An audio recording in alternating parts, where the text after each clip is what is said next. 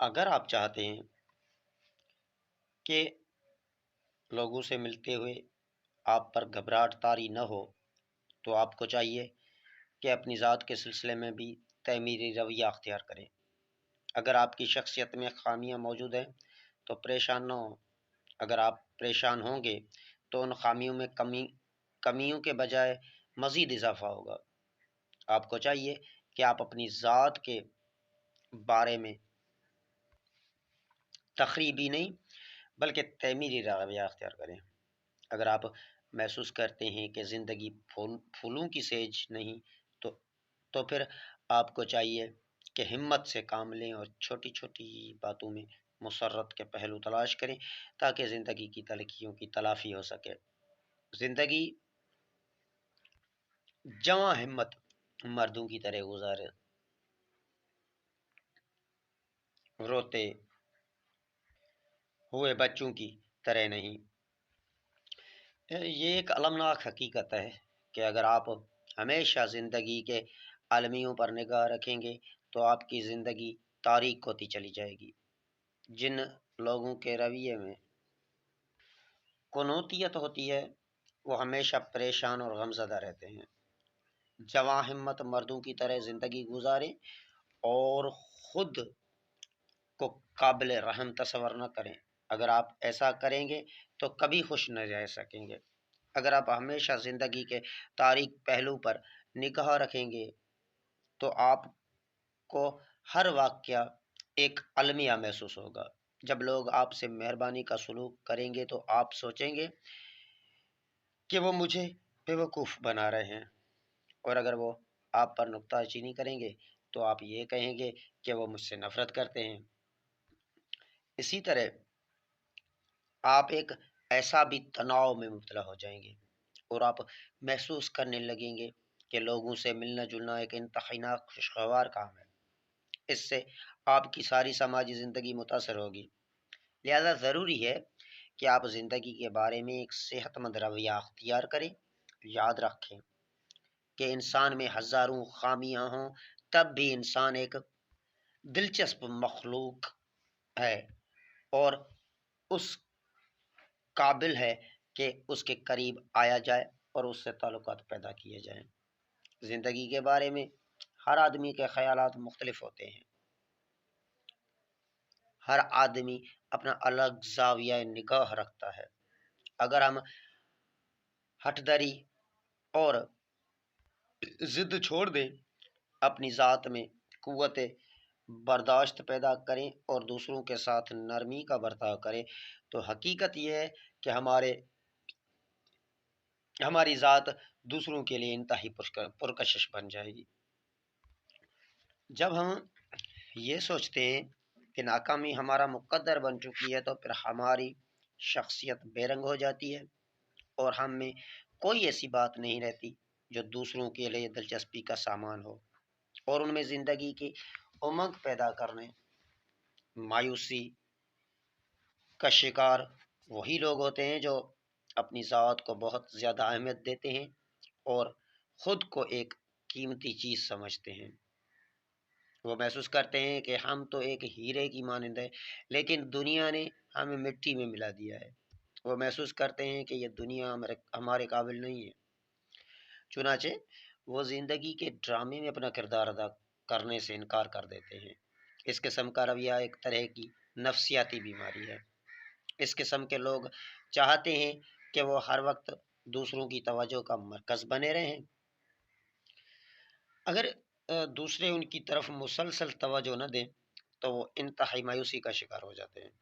اگرچہ ہمارے بچپن کی زندگی ہمیں یہ سکھاتی ہے کہ ہم ہمیشہ ساری کائنات کی توجہ کا مرکز نہیں رہ سکتے، لیکن اس کے باوجود ہم اس ناخوشگوار حقیقت کو تسلیم کرنے سے انکار کر دیتے ہیں۔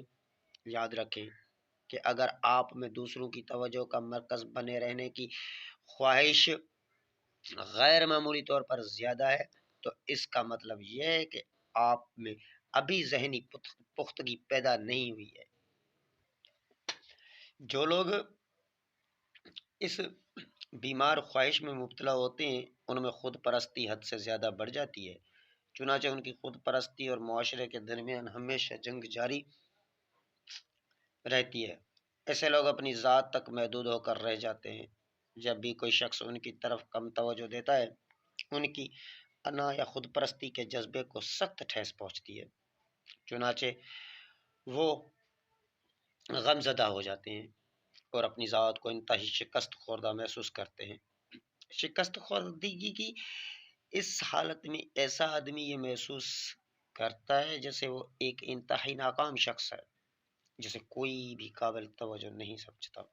یاد رکھیں کہ خود پرستی ایک دھوکہ ہے، ایک ایسا دھوکہ جو ہم خود اپنی ذات کو دیتے ہیں۔ آپ کو معلوم ہونا چاہیے کہ ایک شخص کبھی بھی ساری دنیا کی توجہ کا مرکز نہیں بن سکتا، یہ ایک ناممکن بات ہے۔ چنانچہ عقل مند لوگ ناممکن باتوں کی غم میں پریشان نہیں ہوتے۔ ہر سمجھدار آدمی یہ جانتا ہے کہ انسان میں کئی خامیاں ہوتی ہیں اور زندگی میں اس کئی بار ناکامی کا سامنا بھی کرنا پڑ جاتا ہے۔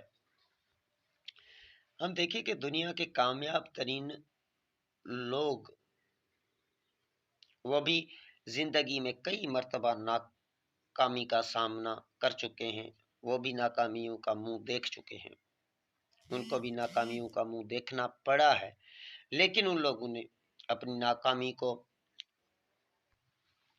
ذرا برابر بھی اہمیت نہیں دی اور محنت اور لگن سے اپنی کوششیں جاری رکھیں۔ آخرکار یہ لوگ دنیا کے کامیاب ترین لوگ ثابت ہوئے۔ کئی ایسے لوگ جن کے پاس پہننے کے لیے کپڑا اور کھانے کے لیے نہ روٹی تک نہیں تھی، دنیا کے بہترین لوگوں میں شمار ہوئے۔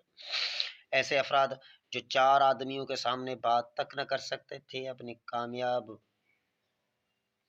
مقرر بن گئے، بہترین مقرر، کہ انہوں نے لاکھوں کے اجتماعات میں زوردار تقریریں کی اور اپنی شعلہ بیانی سے لوگوں کو اپنا مداح بنا لیا۔ آخر ان لوگوں نے شاندار کامیابی کیسے حاصل کی؟ کیا انہیں شروع میں ناکامیوں کا سامنا نہیں کرنا پڑا ہوگا؟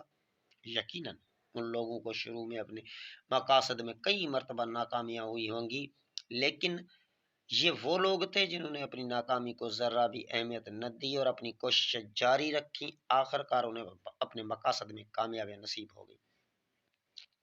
بعض لوگ یہ خواہش رکھتے ہیں کہ دوسرے انہیں غیر معمولی شخص تصور کریں اور انہیں خاص محبت دیں۔ یہ ایک بچپنا خواہش ہے۔ کسی ایسے شخص کو جو اس قسم کی خواہش رکھتا ہے، ذہنی طور پر پختہ نہیں کہا جا سکتا۔ اس کو غیر معمولی شخص دکھائی دینے کی خواہش کبھی پوری نہیں ہو سکتی۔ آپ کو چاہیے کہ آپ اپنی خوشیوں کے بنیاد اس قسم کی خواہش پر نہ رکھیں، ورنہ آپ کو یقیناً شدید مایوسی ہوگی۔ جب بھی ہم زندگی میں ناکام ہوتے ہیں تو اس کی وجہ یہ نہیں ہوتی کہ ہم کامیابی حاصل کرنے کی صلاحیت نہیں، بلکہ اس کی وجہ یہ ہوتی ہے کہ ہم اپنے بارے میں بہت ہی زیادہ بلند تصور کرتے ہیں۔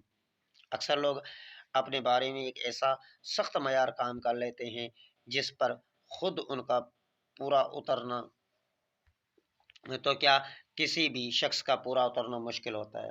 جب بھی وہ کسی محفل میں جاتے ہیں، انہیں یہی اندیشہ ستاتا رہتا ہے کہ لوگ انہیں اسی معیار کے مطابق دیکھنا چاہتے ہیں۔ حقیقت یہ ہے کہ یہ معیار ان کے اپنے ذہن کی پیداوار ہوتا ہے۔ دوسرے لوگوں کے ذہن میں اس قسم کا کوئی سخت معیار نہیں ہوتا، نہ ہی آپ کو ہر لحاظ سے ایک مکمل شخصیت دیکھنا چاہتے ہیں۔ ہو سکتا ہے کہ آپ محسوس کرتے ہوں کہ آپ کی شخصیت آپ کے اپنے قائم کیے ہوئے معیار پر پوری نہیں اترتی، لیکن لوگوں نے اس قسم کا کوئی سخت معیار قائم نہیں کر رکھا ہوتا۔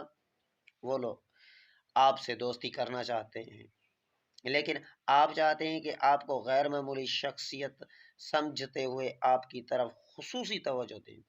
آپ کی یہی الجھن ان لوگوں کے ساتھ آپ کے تعلقات کی راہ میں حائل ہو جاتی ہے۔ چنانچہ لوگ آپ کی طرف بڑھتے ہیں، لیکن آپ ان سے دور ہٹنے کی کوشش کرتے ہیں۔ اکثر ہم کہتے ہیں کہ فلاں شخص میں ذرا سی بھی بناوٹ نہیں، اور اس کا ہر انداز فطری دکھائی دیتا ہے۔ ہماری مراد یہ ہوتی ہے کہ جب ایسا شخص لوگوں سے ملتا جلتا ہے تو وہ اپنی شخصیت کو بڑھا چڑھا کر پیش کرنے کی کوشش نہیں کرتا، اور جیسا ہے ویسا ہی دکھائی دیتا ہے۔ مثلاً اس کا لب و لہجہ قدرتی ہوتا ہے، اس کا بات چیت کا انداز فطری ہوتا ہے، اور اس کے اٹھنے بیٹھنے اور کھانے پینے کے انداز سے قطعاً یہ محسوس نہیں ہوتا کہ وہ بناوٹ سے کام لے رہا ہے۔ یاد رکھیے کہ ایسا انداز صرف اس شخص کا ہو سکتا ہے جس میں خود اعتمادی موجود ہے۔ شرمیلے پن کے مریض کا انداز کبھی فطری نہیں ہوتا، اس کے اس کی ہر ادا میں بناوٹ دکھائی دیتی ہے، جیسے وہ اپنی شخصیت کو بہت بلند اور اعلیٰ ثابت کرنا چاہتا ہے۔ احساس کمتری اور شرمیلے پن کا مریض یہ ادائیں اس لیے اختیار کرتا ہے کیونکہ وہ سمجھتا ہے کہ ایسا کرنے سے لوگ اس پر نکتہ چینی نہیں کریں گے اور اس سے مل کر خوش ہوں گے، بلکہ اس کی تعریف کریں گے۔ چنانچہ شرمیلے پن کا مریض اپنی تعریف اور توصیف کے لیے بے چین ہونے لگتا ہے۔ آج کی قسط میں اتنا، آگے ہم دیکھیں گے کہ پرواہ نہ کی جائے اور کچھ یاد رکھنے کی باتیں اگلی ویڈیو میں ہم بیان کریں گے۔ Thanks watching for